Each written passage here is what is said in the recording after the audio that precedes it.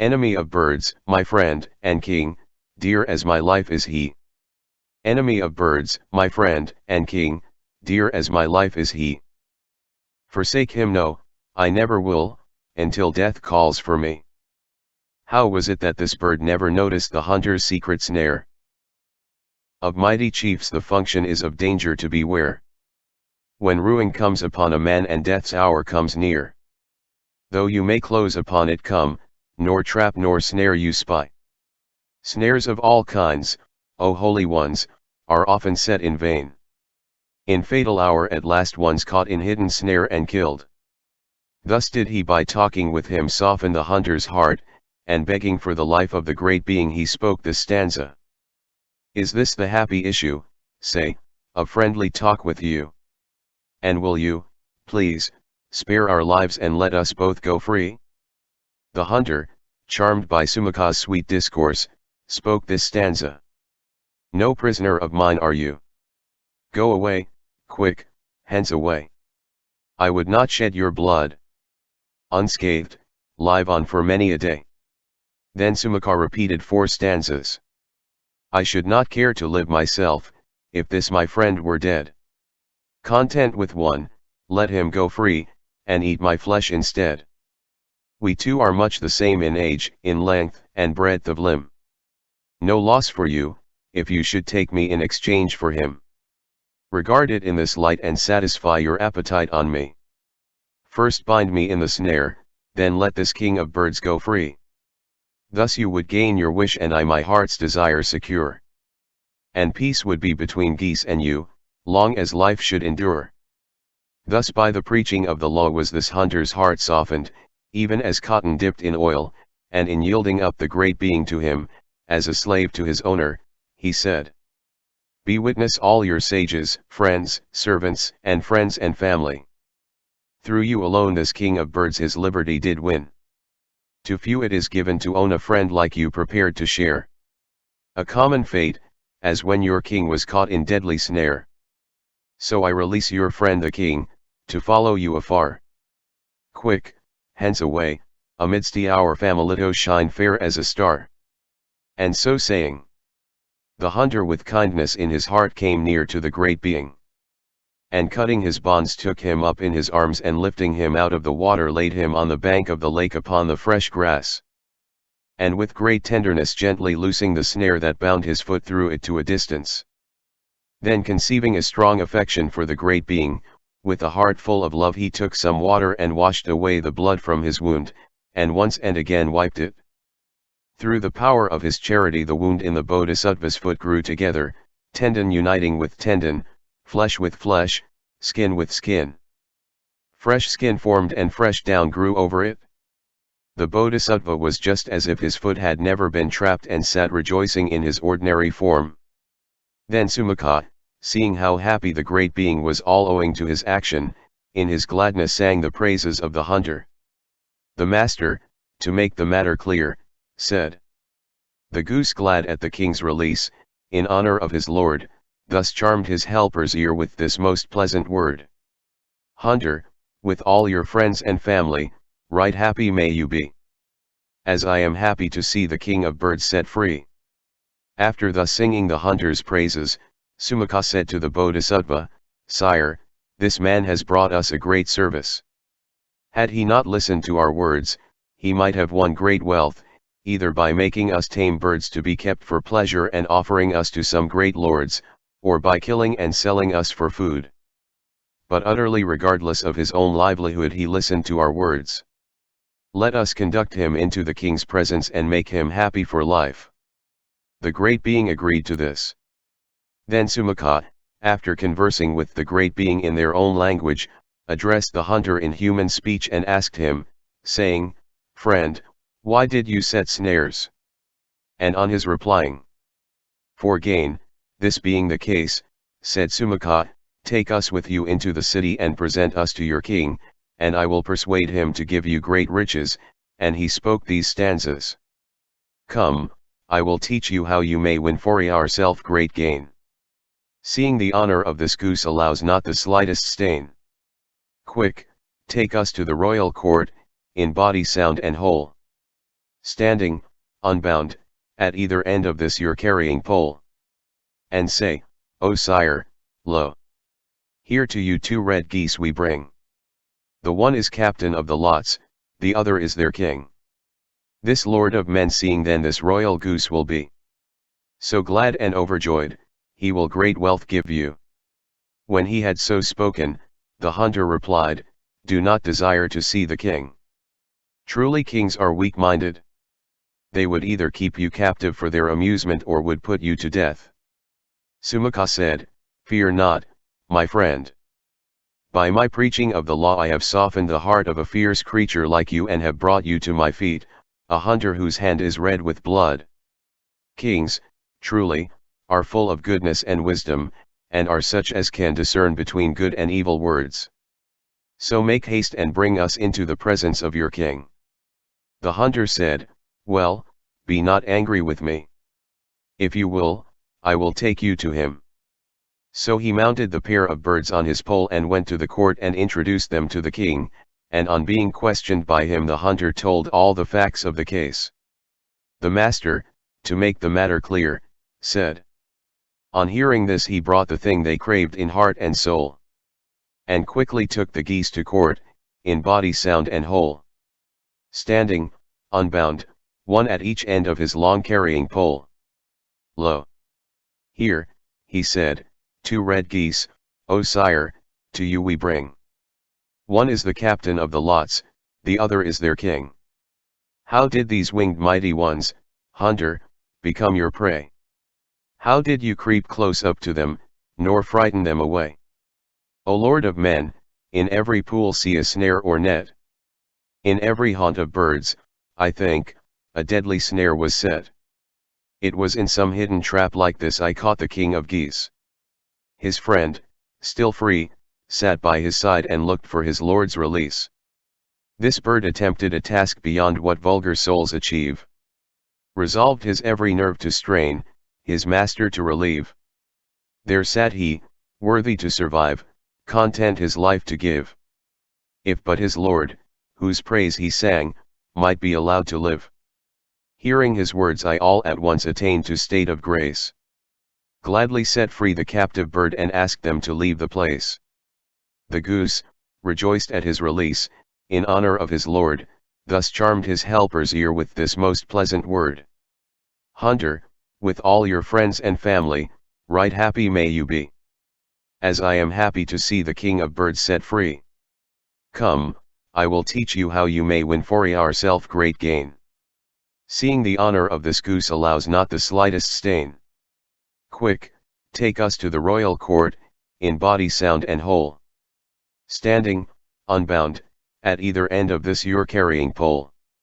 And say, O sire, lo! Here to you 2 red geese we bring.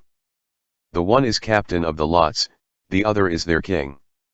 This lord of men, seeing then this royal goose will be so glad and overjoyed, he will great wealth give you. Thus at his asking here led by me the pair have come. Although for me they both were free to seek their mountain home. Such was the fate of this poor bird, though very righteous he. So much that he with pity moved a hunter fierce like me. This goose, O Lord of men, to you an offering bring I here. Amidst many of hunting men one scarce could find his equal. Thus did he standing there proclaim the virtues of Sumaka. Then the king Sakula offered to the goose king a costly throne and to Sumaka a precious golden chair. And when they had taken their seats he served them with parched corn, honey, molasses, and the like, in golden vessels, and, when they had finished their meal, with outstretched hands he prayed the great being to preach the law and took his seat upon a golden chair. And at his request the goose king held pleasant talk with him. The master, to make everything clear, said. Seeing the king now seated on a lovely golden chair, the goose in tones to charm the ear thus did bespeak him fair. Do you, my lord, enjoy good health and is all well with you? I trust your realm is flourishing and ruled in equity. O king of geese, my health is good and all is well with me. My realm is very flourishing and ruled in equity. Have you true men to advise you, free from all stain or blame? Ready to die, if need there be, for our good cause and name? I have true men to advise me, free from all stain or blame. Ready to die, if need there be, for my good cause and name. Have you a wife of equal birth, obedient, kind in word, with children blessed, good looks, fair name, compliant with her lord? I have a wife of equal birth, obedient, kind in word, with children blessed, good looks, fair name, compliant with her lord. When the Bodhisattva had ended his words of friendly greeting, the king again conversing with him said, when some mischance delivered you to your most deadly enemy, did you then at his hands, O bird, great suffering undergo? Did he run up and with his stick thrash you, I request? Of such foul creatures, as I hear, this ever is the way. I never was in danger, as I gratefully recall. Nor did he deal with us as enemies in any way at all. The hunter, trembling and amazed, to question us was willing, and Sumaka, wisest of birds, made answer back again. Hearing his words he all at once attained to state of grace, gladly released me from the snare, and asked us to leave the place. To come and visit you, O king, was Sumaka's desire. Thinking our friend the hunter thus great riches might acquire. You are right welcome, sirs, be sure, I'm glad to see you here. And let your hunter friend receive his fill of earthly gear. And so saying the king fixed his gaze upon a certain counselor, and when he asked, what is your will, sire, he said, see that this hunter has his hair and beard trimmed, and that after being washed and anointed he is opulently dressed, and then bring him here. And when this was done and the hunter was brought back, the king presented him with a village producing annually 100,000 pieces of money. And moreover a house standing in a position abutting on 2 streets, and a splendid chariot, and much store of yellow gold. The master, to make the matter clear, said, the king with riches many times the hunter amply blessed, and then in tones that charmed the ear the red goose addressed. Then the great being instructed the king in the law. And hearing his exposition he was glad at heart. And, thinking to pay some mark of respect to the preacher of the law, he presented him with the white umbrella and made over his kingdom to him, and he spoke these stanzas. Whatever I lawfully possess, whatever I duly claim, shall pass beneath your sway, if you your heart's desire will name. Whether for alms or to enjoy and use it for your own. To you I yield my gear and all, to you leave my throne. Then the great being returned the white umbrella which the king had given to him. And the king thought, I have heard the law preached by the goose king, but this Sumaka has been highly praised by the hunter, as speaking words sweet as honey, I shall have to hear him also preach the law. So holding talk with him he spoke yet another stanza. If wise and learned Sumaka would speak of his free will, a word or two, my happiness would then be greater still. Then Sumaka said, I could not in your presence, with correctness, my lord, as though I were some Naga prince, utter a single word. For this the chief of red geese, and you, O mighty king, on many grounds may rightly claim the homages that I bring. I a mere underling, my lord, may scarcely intervene, when high debate is being held your majesties between. The king, hearing what he said, was glad at heart and said, the hunter praised you, and surely there cannot be any other like you, so sweet a preacher of the law, and he repeated these stanzas. The hunter rightly praised this bird as wise beyond its kind. Such prudence is not found in one undisciplined in mind. Of noble creatures I have seen, with highest nature blessed. Surely this matchless bird amongst them all is far the best. Your noble form and sweet discourse threw over me such a spell. My only wish is that you both long time with me may dwell. Then the great being in praise of the king said, you have dealt with us as a man deals with his dearest friend. Such was the kindness, sir, you did to us poor birds extend. Yet a great void the circle of our family has to deplore. And many a bird is intensely grieved to see our face no more. To drive away their sorrow you, O king, have set us free. So humbly taking leave we fly our friends once more to see. I'm very glad acquaintance with your highness to have made. From now on, I trust, my friends may have less cause to be afraid. When he had thus spoken, the king told them to depart. And the great being taught to the king the misery attending the 5 kinds of vice and the blessing that followed virtue. And encouraged him, saying, keep the moral law and rule your kingdom righteously, and win the hearts of your people with the 4 modes of conciliation. And then he set out for Khuddaka. The master, to make the matter clear, said. Thus to the lord of mortals spoke the Dhatarat the king, then searched within these geese their friends and family with utmost speed of wing. Seeing their chiefs all safe and sound returned from habitations of men, the winged flock with noisy cries welcomed them back again. Thus circling round their lord in whom they trust, these red geese paid all due honor to their king, rejoiced at his release. While thus escorting their king, these geese asked him, saying, how, sire, did you escape?